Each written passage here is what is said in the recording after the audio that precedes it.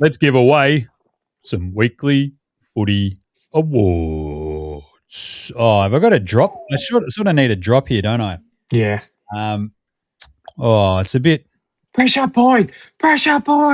I'm going to say I'm sober and crazy and I don't know what I'm going to do. That's right. I'm sober and crazy and I don't know what I might do. That's right. Gablett Areas, best on ground of the week. It was obviously Nick Dacos against the Blues that fourth quarter. To have two separate goal assists when you're on the ground is taking the piss. Yep. Yeah, two of them. He's just like, I'm on the ground. Here, kick a goal because you can, and the Blues are not paying attention because they're dumb idiots. And you're like, Dacos. I think he had 7 disposals in the first 2 minutes of that last quarter. Unbelievable. And watching it, like, it's one thing to watch it on the TV when you've got the commentary telling you how good he is. But we watched it live, and there is no arguing about how good Nick Dacos is. I hate hearing all the crap about, get a hard ball and all that sort of crap. You watch, he gets disposals because he gives the ball off to a player in a better spot, and then he busts his backside to run to the next spot and receive it again. Now, okay, they call that stat padding sometimes, but he actually works hard and he always puts his team in a better position when he does that. So I don't understand, and I do understand because he wears a black and white striped jumper, and that's all the more reason, and by all means, go for it. Hate. But you cannot say the kid is not an absolute gun. Yeah, 39. You can hate him, though. I definitely do that. 39 touches. Second time he's absolutely just smashed Carlton. Last time was like a game-winning goal last year. He was a difference. There's no doubt about it. He was just unbelievable. There was like the goal on the line as well where they snapped, and you're just like, come on, man, you're just taking the piss now. So it's an easy one for me. Jezza kicked 10 goals. That's pretty good. Cade Chandler. Not bad. Good I don't know. When Cade Chandler just popped up for 2 goals in that fourth goal, I'm like, that's typical Cade Chandler. Clutch. Kind of love it. That's clutch. Looking good with his haircut. Jez, who are you saying best on ground? I'm going to roll with Dakes as well because I think that one's hard to beat. There was a few other big games there. I've got a few honourable mentions. Jai Amiss, I think he missed too many goals, so I wouldn't put him up there. Paul Curtis was pretty good, but it was a bit of a smashing, so you can't really go with that. The Wizard, same thing. He had an impact and probably got his team home, but if I was going to choose someone other than Dacos, I reckon the Hornet, because he had a very similar. We've said that he needs to perform outside of the comforts of home, and I think even though he was quite early, he was the one who really stepped up and went with Zach Butters to try and get them across the line, and you know, he had 28, he kicked 2 goals, and was a really big part of them getting right back in the game. So he'll be my second best this week over the other ones, and you just can't go seeing it live. I can't go past Nick Dacos either. So it was just it was so disheartening as a Carlton fan.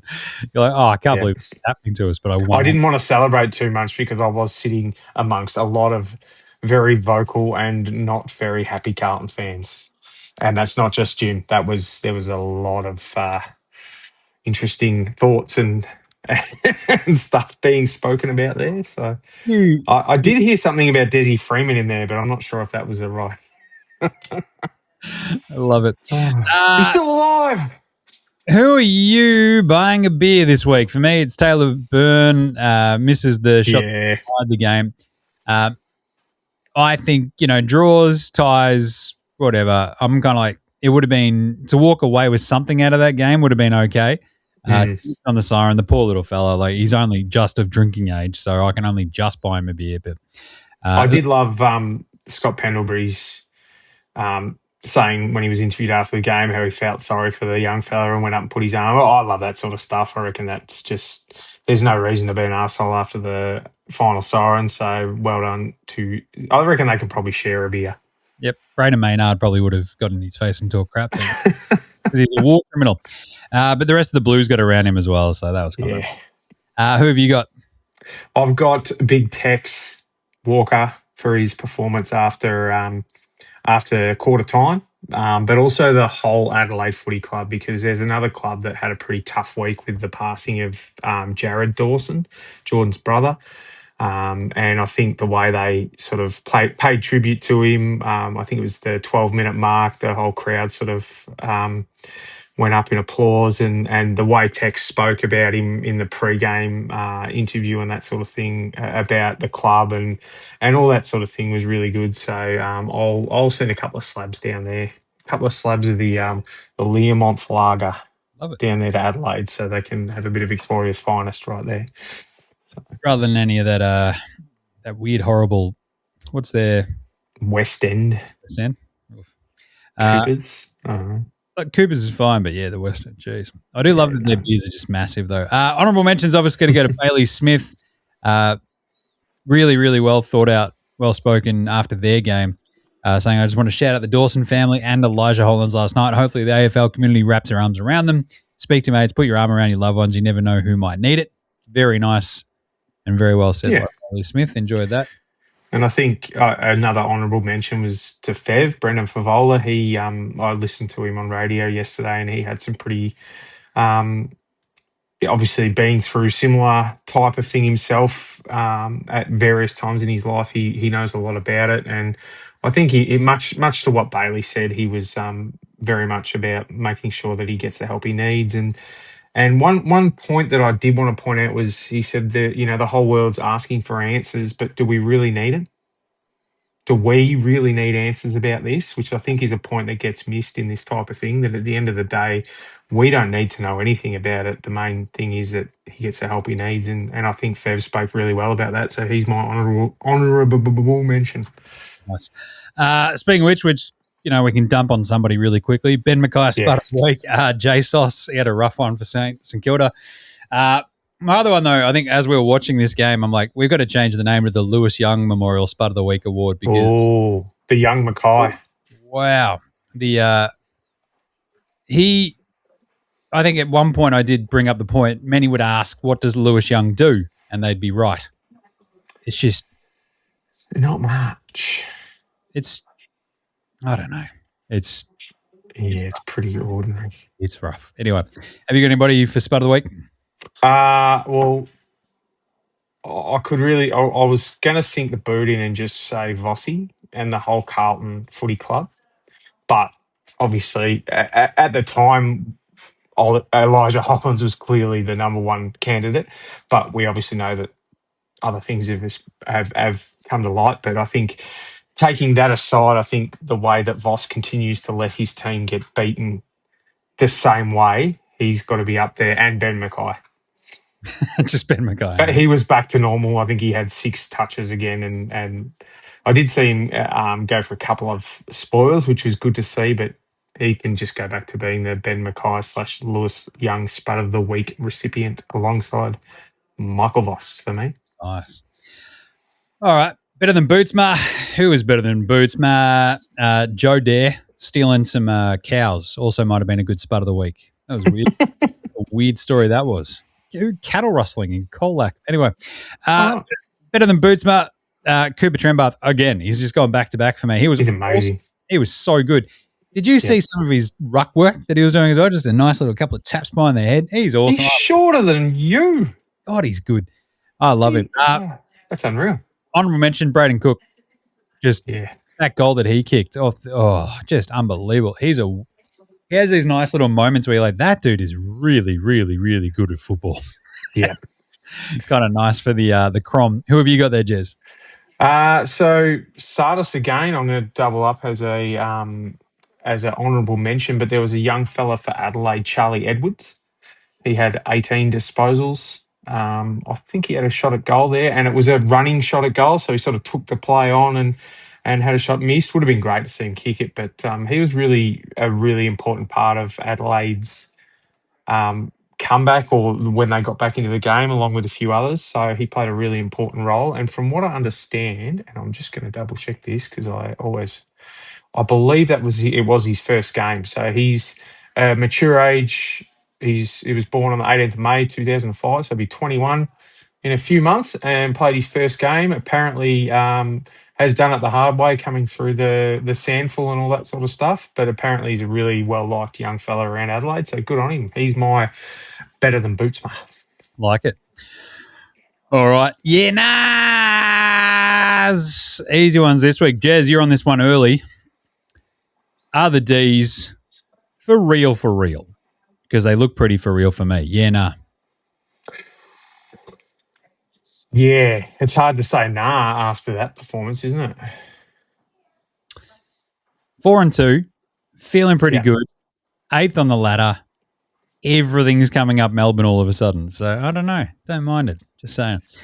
Yeah. I think they've got a fascinating one this week because they go up against the Tigers and you're like, all right, but it's like a random, what is it, Friday night game? So it's not Sunday afternoon. Well, it's a traditional ANZAC Eve that they have played for, I think, probably the last 10 years. So I've been to a couple of them and they are really cool. You know, they light the cauldron or whatever it is, and you have all the basically the same kind of thing that happened on the main game at the night game, which I think is really cool. So I really do enjoy the way they, I guess, is celebrate the right word, or how they commemorate Anzac Day at all the games now. So, and not just the Essendon, obviously the Essendon Collingwood one's the main one, but yeah, so it's normally a pretty good game for that reason. I have been to a couple of them that have been absolute shockers. I think the last one I went to was pretty ordinary. So this one could be the same. Nice. We've got a couple of listener ones here, which is very, very cool. Davey K, like this one. Yep. Hey, boys, quick yeah-nah for this week. With the new ruck rules, are blokes like Tinglish and Grundy now more valuable to their respective clubs versus the likes of the Bont and Errol? Yeah, nah. Jeez, actually. Oh, yeah. No. I don't mind this one. I'm going to go with nah, not yet. But I can see how those type of players, Tinglish and Grundy, TDK, when he finds form, there's a few others there that, you know, that kind of athletic running ruckman, and you'll probably start to see that the average size may drop just so they can get a athletic type of basically extra on baller in. So I think now I'm going to say nah, but I reckon it will evolve into that for sure. Yeah, I think I'm probably going to say nah as well. I feel like the fact that Grundy's been as good as he is, we get it. Tinker's been fantastic. Suddenly he's not there and there's a giant gaping hole for the Dogs. It does sort of make because Bont suddenly is just getting absolutely towed and you're like, oh, that's not good. So I think we might have seen the last of the big brutal ruckman like Jared Witts, even Sam Draper, I think, and this isn't just hate from an Essendon fan, although he can get stuffed. But those type of players, like Draper's obviously mercurial and injury prone, but mercurial, those type of big bodied ruckmen, I think they will be slowly evolved out of the game because they are going to need to be more than just a big brute that hits the ball. Yep. They're going to need to have a couple more strings to their bow, whether it's someone like Lockie Blackiston who can play as a key defender, someone like Luke Jackson who's a unicorn, or even Sean Darcy's the other one who's probably going to be sort of slowly, evolved out of the game, basically because they're just too big. Yeah. Tinglish is probably your prototype because he's super tall, but he's very athletic, gets around the ground well, can play that sort of extra on baller. But really, if you're looking for someone that they're going to model the rucks on, it's going to be Luke Jackson, I reckon. 100%. Yeah. He is going to have an absolute field day against the Blues. Absolutely. Yeah. Yeah. Well, yeah, no pedo. Who's next? Liam Reid, former Reedy. Yeah, former Freo. Then we add another yeah-nah from Ben Boo. Yeah-nah for you. The stand rule is the worst thing the AFL have added to the game. It's a long list. Yes, it is. But the number of times a player has marked the ball in the midfield, his opponent right there with him, stand, yells the ump. He does, but the player with the ball wants to move it on, has moved inboard 2 or 3 meters, and then waltzes off under no pressure as the man on the mark can't move until the umpire says so. Umps could officiate it better, but then we'd be slowing the game down, which is bad. So as a result, smart players can game this real for a serious advantage. Yeah, nah. Yeah, I 100% agree. I hate every time. I don't know why it's not as soon as the player runs off, the player with the ball runs off their line in the same way it would be for a shot at goal. I don't know why that's suddenly not play on straight away And like, as long as you've stood the mark where you were meant to, it's crazy to me that you then still have to go there. And the dude, as Ben's pointed out, is 2-3 meters off his line over here, taking a run over there, and just he's gone. It's just blows my mind. And so I still think it's a really easy fix, and I just don't know why they haven't sort of bothered to try to fix it. I'm going to say nah on the stand rule being the worst rule, because I've actually liked it since it came in, because I think it has helped improve the flow of the game. Yeah, I'm going to say yeah on the way it's officiated, and I agree with you 100%. I don't understand why all of a sudden you can say I'm having a shot for goal and that changes the whole rule book. I think that's ridiculous. I don't know why they have to give so many warnings. I think once they've yelled out stand, it should be, if they don't stand, automatically. And maybe they need to, and this is another bloody rule change, but maybe they need to change the penalty so that it is not as severe as a 50-metre penalty to if it's a stand infringement, it's a 25, or not that umpires can measure anyway. We've seen that many bloody not 15 kicks that look like they're 25. But maybe that's another thing they can look at. But I definitely agree that as soon as that player steps off the line, it should be called play on. And there shouldn't be any warnings. There shouldn't be any of that stuff. I think we have too many warnings for things in this game, and that there's so much for an umpire. You wouldn't want to be an umpire for any amount of money, because you have so much to think about there that you're probably forgetting stuff that's actually important to make sure you do whatever the buzz rule is of the week. So now that people have carried on about the reviews, they're going to be making sure they review everything that goes out of bounds, and then they're going to make sure. And while they're worrying about calling play on, they're forgetting about this other rule over here that's also an integral part of the game. So, yeah, I think they've just clouded the umpires' heads with too much crap, and that's why we're in this position we are, because the umpiring has never been worse. I don't care what anyone says. It's ordinary at best. Well, the cool thing is, if you just ask the AFL, it's never been better, and we all understand that. I'm pretty sure footy fans get that. So, have you spoken to an actual fan in the last 4 years? No, you haven't. And I'm a dwarf. That's it. I'm a small-statured man. But I think the stand rule, I like it because I don't want people encroaching on where the mark ought to be. But I think as soon as the offensive player goes off their line, you should be able to move with them. It doesn't make any sense otherwise, right? So you got to stand right there. It's like, but he's over there. That's not where he started either. What are we doing here? So anyway, that's a good shout from Ben. Good on you, Benny. Thanks, Dave. Love you, boys. And that's some yeah-nahs.